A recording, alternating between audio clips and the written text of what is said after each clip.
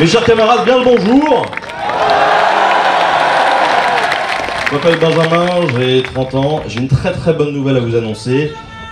Début 2019, en effet, je vais récupérer la fibre.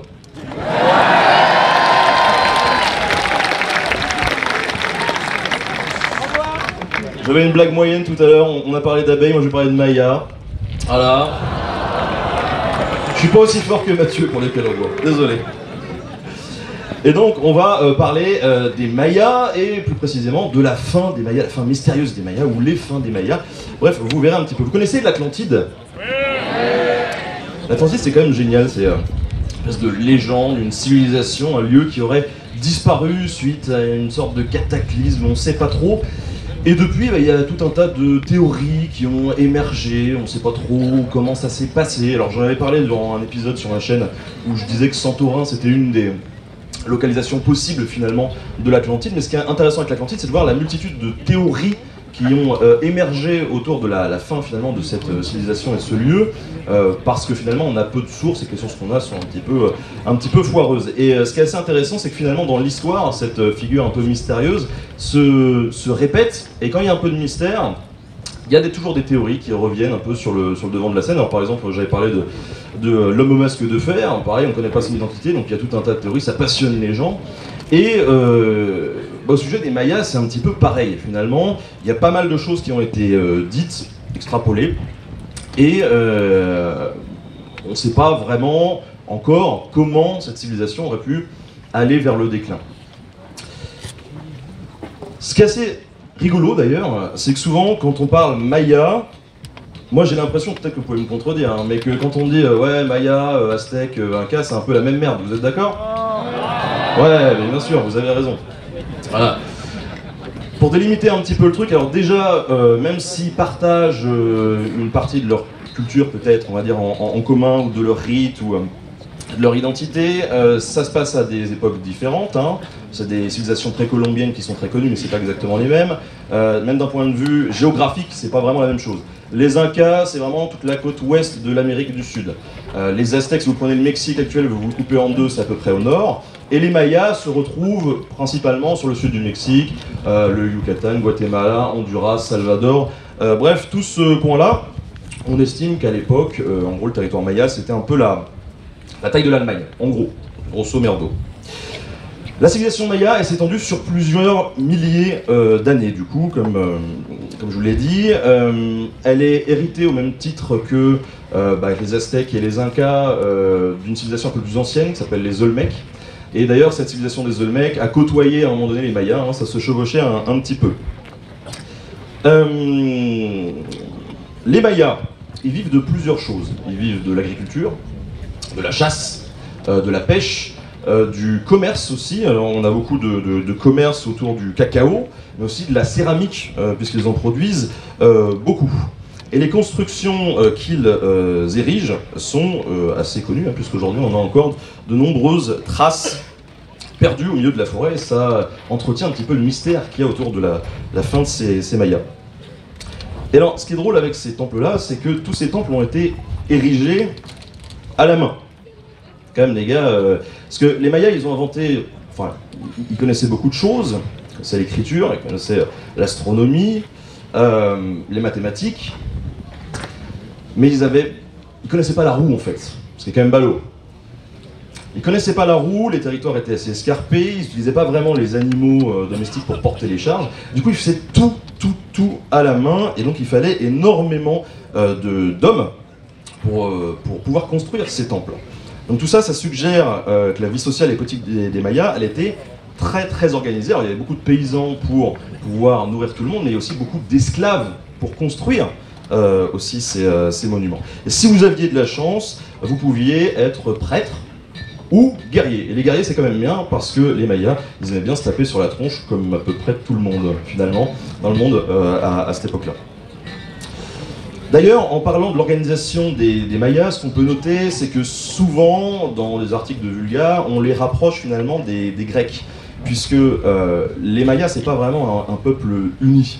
C'est plutôt des peuples, et c'est comme les cités-états grecs, si vous voulez. Vous avez des cités mayas qui sont toutes indépendantes les unes des autres. Alors elles peuvent commercer ensemble, hein, bien sûr, mais elles peuvent surtout se taper sur la tronche pour des raisons économiques, mais aussi pour la gloire, comme on le fera tout à l'heure au BO. Je ne vais pas m'étendre sur la vie de tous les jours, la hiérarchie sociale, tout ça, les temples, les rituels, parce que indirectement, je vais vous en reparler après. Moi, ce qui m'intéresse, donc, c'est vraiment d'analyser cette question de pourquoi ils ont disparu, entre guillemets, pourquoi on a retrouvé des grandes villes qui ont été totalement vidées de leurs habitants. C'est un petit peu comme si, dans 1000 ans, il y avait des types qui tombaient sur Paris, avec les monuments intacts, totalement vidés, et qui disaient « Qu'est-ce qui s'est passé? Pourquoi cette ville s'est vidée à un moment donné? Pourquoi personne n'y est finalement jamais retourné ?» Ça peut paraître un petit peu bizarre. Alors pourquoi? La guerre, la famine, catastrophes naturelles, ozone avec Maïaï, Maïaro, je ne sais pas. Les extraterrestres peut-être? Ça c'est une théorie très séduisante, hein. Mais non, c'est pas l'extraterrestre. Alors tout d'abord, les Mayas ils n'ont pas vraiment disparu, c'est-à-dire que, alors dans le jargon il y en a beaucoup qui se sont fait rectes à un moment donné, hein, comme on dit, il y en a beaucoup qui se sont fait tuer, mais ils n'ont pas vraiment disparu, puisqu'au fur et à mesure des générations, ils se sont mêlés avec d'autres populations, et aujourd'hui, les Mayas, c'est les ancêtres d'une partie de la population, notamment du Mexique, du Honduras, du Salvador, etc. Si on peut parler de déclin de la civilisation maya, ce qui est intéressant de noter, c'est qu'en fait, il n'y a pas eu un déclin de la civilisation maya, mais en fait, il y en a eu trois. Il y a eu trois grandes périodes de déclin, et moi, je suis assez gentil comme type, hein, je vous ferai les trois pour le prix d'un. L'histoire des Mayas, elle peut être divisée en trois grandes catégories. Alors, on a l'époque préclassique, ou formative, qui va de 2000 avant notre ère jusqu'à 250. Après, on a l'époque classique, qui elle va aller de 250 à peu près jusqu'à 900. Et ensuite, vous allez voir, ils se sont foulés à mort pour le nom des périodes. La période post-classique, de 900 jusqu'au XVIe siècle environ. Et quand on parle de la mystérieuse disparition des Mayas, on parle surtout finalement de la deuxième, celle de la période classique. Et c'est de celle-là dont on va parler principalement. Alors tout d'abord, la période pré-classique. C'est vraiment à cette époque-là que se forme la base de ce que va être la civilisation maya finalement. C'est à cette époque-là que va apparaître l'écriture, que vont être gravés sur la pierre les premiers calendriers mayas, que va émerger une certaine homogénéité, on va dire, de la culture, et le partage des calendriers solaires, un système politique aussi qui va pouvoir être partagé avec des castes de nobles et des rois qui vont être à la tête de ces cités. C'est à cette époque aussi, alors même si elle n'a pas été construite par les Mayas, que va être construite la cité de, je lis mes notes parce que franchement, le Maya c'est comme l'Aztèque, hein, Teotihuacan, voilà, la cité de Teotihuacan, qui est un grand pôle de rayonnement culturel et économique, et les Mayas vont notamment un peu barouder dans un des quartiers où ils vont faire beaucoup de commerce. Alors qu'est-ce qui s'est passé à cette ère préclassique pour que finalement il y ait cette première période de déclin avec une chute de la population, quelques cités qui sont abandonnées, etc. Bon, non, c'est pas vraiment grand-chose. Voilà, ça c'était la première raison. Le premier déclin. Donc je sais que ça vous avance, mais en fait, il y a plusieurs trucs. Hein. Il peut y avoir une crise démographique, il peut y avoir des guerres, des choses comme ça, mais pour comprendre ce qui a pu se passer lors de la première période de déclin, en fait, il faut se pencher sur les raisons qui ont amené à la deuxième période de déclin. Voilà. Donc au moment de la période préclassique, on n'a pas une chute de la civilisation maya. Il y a quand même une continuité culturelle qui est là, même s'il y a des cités assez grandes comme Cerros qui ont été tout simplement abandonnées. Et à cette époque-là, si on passe à l'époque classique, c'est tout simplement parce que la population, elle évolue et elle bouge aussi. Elle bouge, elle va abandonner certaines parties de son territoire pour se concentrer ailleurs, notamment sur la partie centrale de l'ère Maya et au nord du Yucatan. C'est aussi à cette époque qu'apparaissent des hiéroglyphes hein, dans les temples, notamment sur une des plus vieilles stèles retrouvées, qui est dans la cité de Tekal, et qui est datée de 292. Durant l'époque classique, donc, les Mayas ils vont vivre leur petite vie pépère, ils vont faire leur popote, ils vont se taper, encore une fois de plus, sur la tronche, comme nous autres, de l'autre côté du globe. Et puis soudain, au 9e siècle, bim! Big crunch. Encore une fois, les Mayas se prennent un truc dans la gueule. on ne sait pas trop quoi, on fait plein de théories, mais c'est une nouvelle fois au 9e siècle une grosse période de déclin pour la civilisation maya. On a des cités entières qui sont abandonnées. Et attention, quand je dis cités entières, en fait, c'est même plus que ça, c'est-à-dire qu'il y a des régions entières qui sont désertées et abandonnées. Alors, pourquoi? Pourquoi? Encore une fois, les extraterrestres? Peut-être? Non. C'est pas ça. Finalement, la civilisation maya donc, entière ne décline pas. C'est seulement une partie, une région qui est abandonnée, principalement la région des basses terres, qui va être abandonnée. Et ce qui est assez important de souligner, c'est que ce déclin, il va finalement être progressif, il ne va pas être brutal. Et ça, souvent, dans les théories qu'on peut imaginer, ou dans les films qu'on peut regarder sur les Mayas, etc., on peut avoir cette imagination qui travaille en se disant « Ouais, en fait, les Mayas, ils ont disparu presque du jour au lendemain, à la limite, il y a une comète qui s'est crachée, ils sont tous morts. » Non, ça a été progressif, sur plusieurs dizaines d'années. Mais attention, je veux dire, sur une chronologie historique, plusieurs dizaines d'années, c'est quand même extrêmement brutal. Il faut bien le saisir. Donc c'est pas une extinction brutale de population. Pendant pas mal de temps, notamment au 19e siècle, il y a beaucoup de scientifiques qui se sont penchés sur la question et qui pensaient qu'éventuellement c'était à cause de séismes que ces régions auraient pu être évacuées, des gros séismes qui auraient frappé les principales cités. Or, on sait depuis que, manque de bol pour cette théorie, les terres de ces régions-là sont pas franchement folichonnes d'un point de vue sismique. Et les bâtiments sont plutôt en bon état. Quand je dis en bon état, hein, il y a des fissures, il y a la jungle qui a repris ses droits, mais ils tiennent debout, ils sont plutôt en bon état. Peut-être une épidémie. Mais de ce côté-là, plusieurs scientifiques se sont penchés aussi sur la question. Ils pouvaient avoir des maladies, mais ils n'étaient pas sujets aux grandes épidémies comme nous, on a pu avoir en Occident, comme la peste. La religion, ça pourrait être une bonne piste. On se dit, bon, ils ont une religion qui est assez cyclique, la fin du monde, tout ça. Mais on peut légitimement se poser la question de se dire, si à un moment donné, les mecs ont prédit la fin du monde et qu'ils se sont rendus compte qu'ils s'étaient vautrés, pourquoi ils ne sont pas retournés dans leur cité? Peut-être par orgueil, je ne sais pas, mais pour moi, c'est pas une raison suffisante. Une guerre, peut-être. Ça, c'est une des explications qui est carrément possible, parce que, comme je l'ai dit, les types aimaient se taper entre eux, et la situation aurait pu dégénérer, d'autant qu'on a retrouvé dans des villes comme Dos Pilas des traces assez violentes, finalement, d'affrontements entre plusieurs cités. Une stabilité politique vacillante, ça c'est quasiment sûr. Mais par quoi est-ce que ça a été provoqué? Eh bien, en fait, il y a deux grandes hypothèses actuelles qui cohabitent pour expliquer ce déclin des Mayas au 9e siècle. Des épisodes de sécheresse assez importants et un appauvrissement général des sols lié à la culture intensive. Eh ouais, déjà au 9e siècle. Pour vous donner un petit ordre d'idée, au 9e siècle, les basses terres, c'est environ 2 millions de personnes. Les Mayas, c'est 10 millions de personnes. Ça fait beaucoup. C'est-à-dire qu'en plein cœur de cette zone tropicale, on peut atteindre jusqu'à 250 habitants par kilomètre carré. Hein, c'est pas que 3 types au fond d'une cabane ou une cité isolée au fond des bois. Ces terres tropicales, elles sont pas connues pour être spécialement fertiles, c'est le moins qu'on puisse dire. Même si l'agriculture, elle est pratiquée, hein, puisqu'elle est pratiquée alors un petit peu en terrasse pour essayer de gagner de l'espace, mais pas tant que ça. Et on a des petits villages autour des cités qui éventuellement ont des potagers, mais pour nourrir les cités qui ont quand même des dizaines de milliers d'habitants, il faut des terres à cultiver, il faut beaucoup de terres à cultiver. Et puis comme on l'a vu, bon, ils n'ont pas inventé la roue, donc c'est un peu casse-couille de ramener à chaque fois la bouffe dans les villes. Donc ces terres sont assez pauvres, et plus elles sont pauvres, plus il faut produire finalement pour ramener de la nourriture à la population.